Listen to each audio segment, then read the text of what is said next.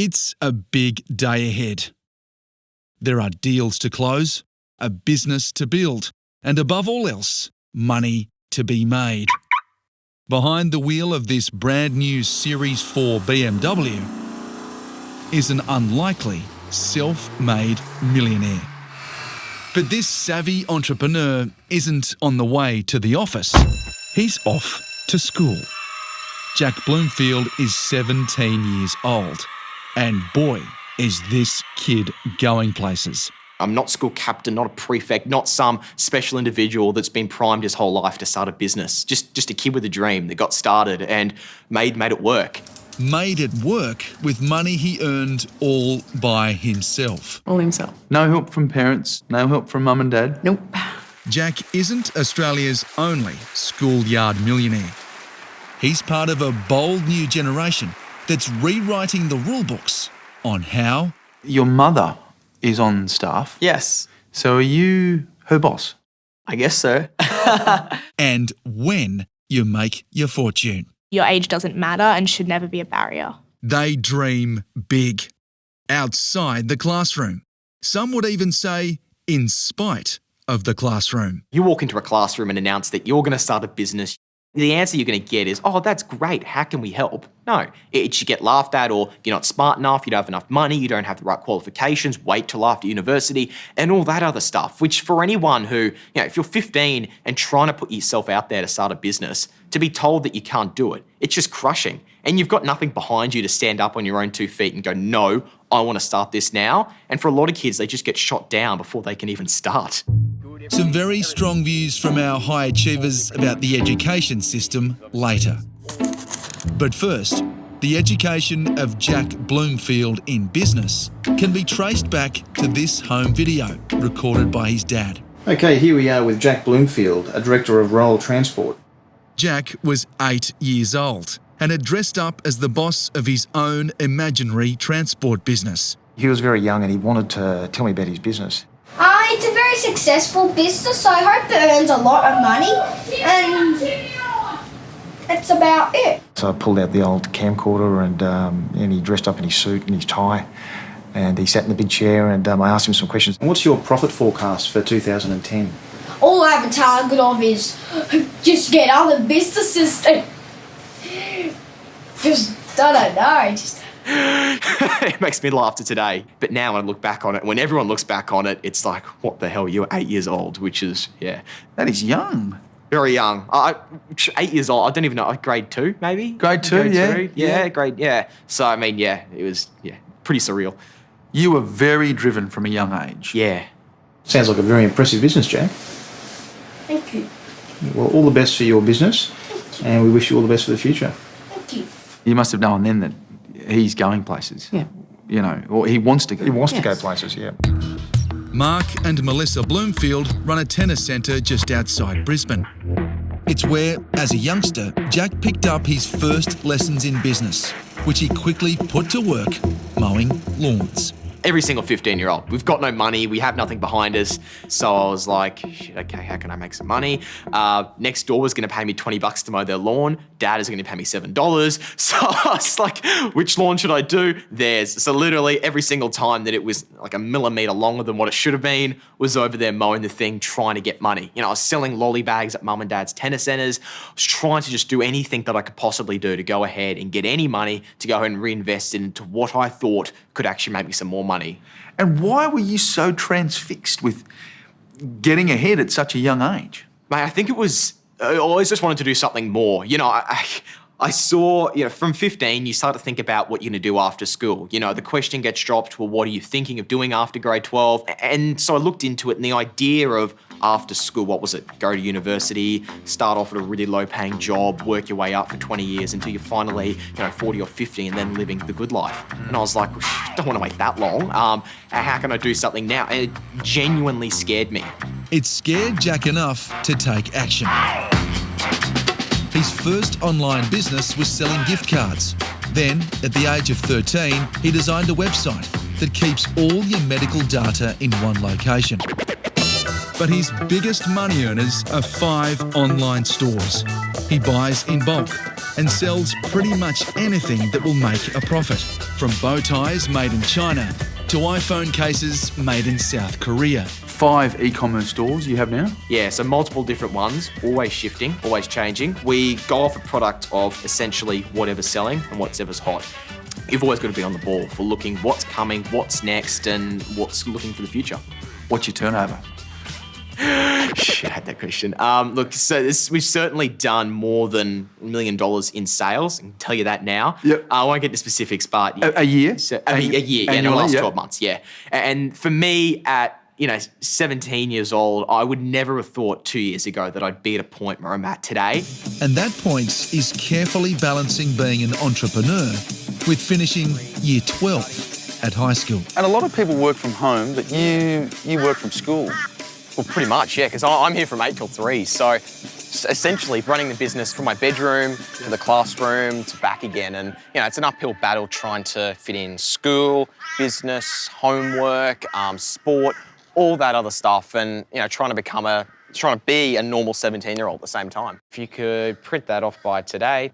Normal is not a word that's a good fit for Jack, and his parents couldn't be prouder. Very often people look at us and go, oh, well, you must be part of that business. You must be driving it. We're not. That's important for people to know. Yeah. Yeah. Yeah. It's that child has to be the driver of it and has to want to do it. Supportive parents also played a big part in the success of Ali Kitinas. At the age of 15, she developed a boutique skincare business that recycles used coffee grinds into facial and body scrubs. And how did you get the idea? I had been making coffee scrubs as presents for friends. And I was using coffee grinds that we just had at home. And so I was just messing around with the formula. And I also knew that there are a lot of people that do go to coffee shops and say, can we use your grinds so that we can, repurpose them in some way at home. So hang on, you were 15. What is in your brain that's telling you this is a good idea and I can make money from this? I think I'd always been told growing up that whatever I wanted to do, I could do it. And that, mum and dad would be there to support me and help me figure that out. That one in the glass? Support her and now work for her. Ali's star employee is her mum. It's very fun to be able to work with mum. Great. And you're obviously making enough money to employ your mum. Still waiting for that pay rise. Right. I've said to her, I'm cashing in now for when the boathouse comes. I'll have the dogs in the boathouse down by the water. So, yeah. No boathouse just yet, but Ali is confident there will be one day. And how are you feeling about your exams on Monday? There's just so much studying to do and essay writing, so I am a little stressed. But balancing life as an entrepreneur with being a year 12 student is more challenging than Ali ever imagined. The HSC is a very stressful time, but I'm using it as an opportunity to see what I can do after school and what I can do with my future and what new directions I can take the business in or new ventures that I can continue to do outside of school once I am, in the real world and it becomes kind of my full-time job working for myself. It's Ali from Freedom Scrub. And you're only 18. Yes, just turned. You're talking like a 50-year-old CEO. Am I right in saying that you're Australia's youngest female CEO? I am not sure. I know that... I don't know of any younger. No, I don't either. And you must be very proud. I am. I hope so. It's been a joy to watch. And I'm just really happy to see what and where she goes with the next step forward and other young girls that follow suit.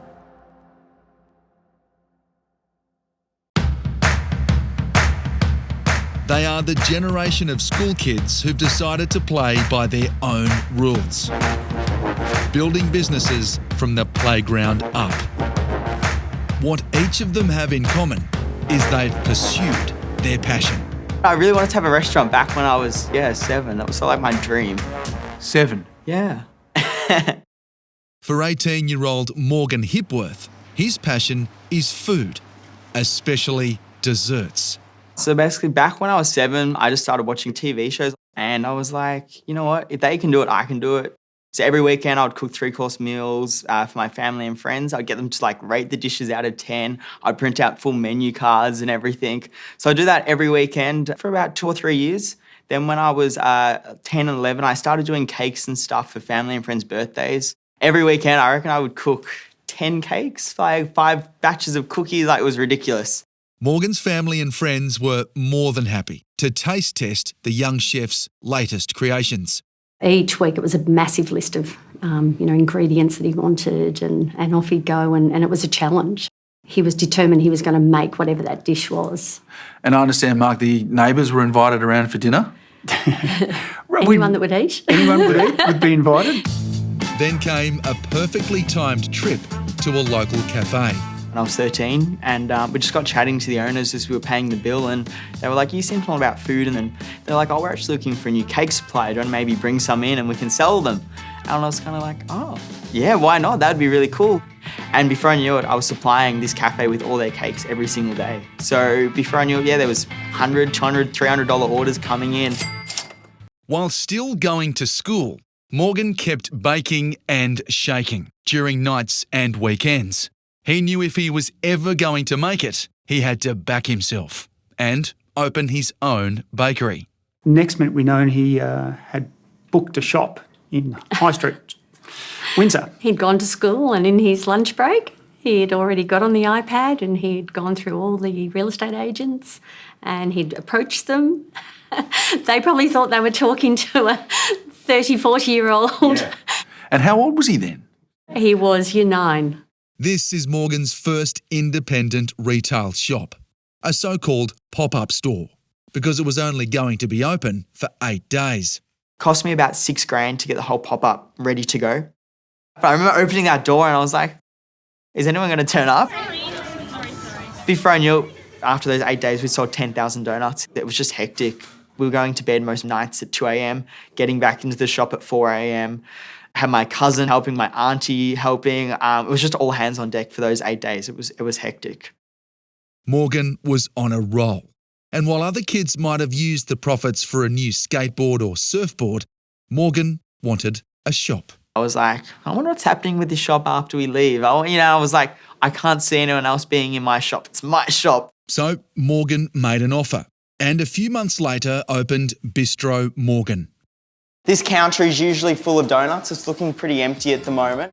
He just finished year 10, was launching a new business with a staff of 6, and school was about to get a lot more serious. I remember thinking, what have I got myself into? I got BC, busiest 2 years of my life coming up, trying to run this store that was happening. Going back to school, I was like, wow, I'm at school, the shop's open, I'm not there. It was a weird feeling. Yeah. But it was cool. Did you ever have moments at school where you thought, this is all a colossal waste of my time?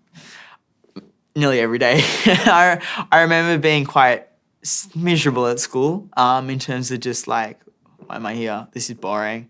I didn't want to be there for a lot of year 11 and 12, but I had the feeling in my mind that I finished 10 years of school, what was another 2, just to get that HSC and get it over and done with and out of my life. Morgan's parents were worried that he'd either burn out or drop out. He said, look, I'm not sure I want to complete year 12, Mum and Dad. And I said, look, we'd prefer you did, and we'll try to support you on a time basis, not a financial basis. So we're going to get some of these decorated. I'm going to do creme brulee. If you can do Cookie Monster, please. Ellie is now one of her son's 20 employees. How is having your son as your 18-year-old son as boss? Yeah, we have our days. No, generally speaking, it's pretty good. He's lucky he's got a fairly easygoing mum.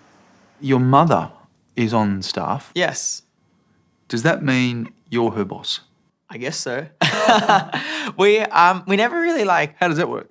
So it has its days. We don't argue a lot, but every now and again, you have your days. When you're around someone so much, it happens. But technically, at the shop, I like to think I'm her boss. She tries still to tell me, clean this, do that. And I'm like, hang on, it's my shop, remember? Yeah. And Morgan's shop has been doing very well. It supplies donuts to 20 cafes around Melbourne and is turning over about $500,000 a year. At this point in my life, I've just finished school last year, I've got my own business, working for myself, I can choose my own hours. So in that point, 100% living my dream, and just looking forward to what's going to come next. Anything you're doing here, you learned at school or on the job? Mainly on the job. Can't say they taught me how to make donuts at school. No. Morgan and our other high achievers have strong views on how the education system discouraged their entrepreneurial spirit. Some of the teachers were always just like, stop it, don't do it, it's not worth it, you're going to fail, throwing those stats, 4 out of 5 businesses fail in the first year or whatever the stats are. Extraordinary abilities in sport, swimming, athletics, things like that. That's often embraced by schools and they really love it. Whereas business and stuff, it's not really seen as the norm. So I think some schools just don't know how to handle it yet. The only school subject I found really, really practical and helpful has been accounting. English? English, yes. History? No. Maths? Maths is okay. Science? No, not in donuts. And what about business studies? No, that was probably my least helpful subject I've ever done. It was so impractical. The stuff we learned in business management I would never use. All right, thank you, Ali. What else? Southern Christian Leadership Conference. Southern Christian Leadership Conference, okay. I think there are so many skills that I've learned through entrepreneurship that are so much more beneficial, and that if they were incorporated into education would, actually help young people leave school and feel like they know a little bit about what to do or what the next step is to take. The word entrepreneurship and the word school system, they don't go together. It's never been said before, they don't go together. They're seen as two different, very separate things. And if you walk into a classroom and say, hey, I want to start a business, I can guarantee you'll be laughed at no matter what school you go to. It's a view shared by one of the world's most outspoken and popular entrepreneurs, Gary Vaynerchuk. It's me, motherfucker. It's me. The best-selling author and social media mastermind believes the education system as we know it is no longer relevant, especially for entrepreneurs. It's outdated globally. It's outdated globally. The internet made it outdated because information is a commodity and the school system was built on memorization of information. Well, so many people watching this will say, hang on, you need a university degree to fall back on. Fall back on what? Yeah. Every company's not requiring a degree to get hired anyway. The greatest companies in the world, Amazon, Google, are no longer requiring a degree anyway. So what are you falling back on? Growing up, how often were you told no? 98% of the time. I wasn't a good student. I wasn't a good enough athlete. I was trying to sell stuff from the age of 6. And that's just one big game of no, all 3 of those things. So no is the framework of my life. No is an entrepreneur's best friend. When they said no, Gary found a way to say yes. His first business was selling lemonade on a street corner. Then he hired other kids and opened up 7 more lemonade stands. Gotta support the original hustle, you know what I mean? As an adult, he opened an online wine library and launched a TV show about wine. Hello everyone and welcome to the first episode of Wine Library TV. Then Gary built an international social media and ad agency. Please put your hands together and welcome to the stage the CEO of VaynerMedia, Gary Vaynerchuk. His business today is worth nearly $200 million, and his business advice is lapped up by over 6.5 million Instagram followers. What do you say to that young entrepreneur who's at school, not enjoying it, wants to leave? What do you say to them? Enjoy the vacation because you're going to work the rest of your life. 2, don't be a hypocrite. If you're such a tough guy or gal, stop taking mommy and daddy's money. If you're such an entrepreneur, go buy your own iPhone. Start practicing now. The quicker a child gets off a parent's payroll, the more likely they will be happy in life. And being happy in life while getting paid for doing something they love is probably the best measure of success for any young entrepreneur. if I could just live off a base salary and do what I was doing, I'd be like, how cool is this? Like, I love life. Like, I think it's just cool doing what you do and loving it. Honestly, there's no point doing something if you don't like it. If you're in a job and you're hating every single day, do something else. Yeah, before it's too late. Exactly right.